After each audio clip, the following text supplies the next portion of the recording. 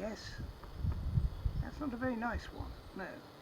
Now, you see, you need a bit of this one over here. Round this side. Oh, lordy, look. If I put this out for you. No, there's two there. Come on. No, up here now. That's it. Well done. You see, nose quality. That should be an advert, shouldn't it? Yes. Finest mealworms, great tits, love them. And the fact of the matter is, of course, great tits and blue tits and robins and all those birds which we feed in the garden do get through an awful lot of food. They'll get through just about anything we put down for them. We don't resent paying for it. It's money extremely well spent, but it is money and it is expensive. It can be expensive, but the way to make it a little bit cheaper, in fact quite a lot cheaper, is to buy in bulk.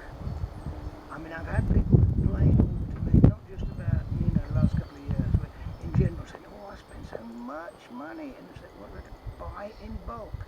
I keep saying it, you'll get through eventually. Honestly, believe me, that's what you do. You can order over the phone, on the internet, and you get a brochure and have a look on the website. It's all there. Decide what you want, buy in bulk, save money, feed more birds. Even he agrees. No, you're not real, are you? No, I'm not.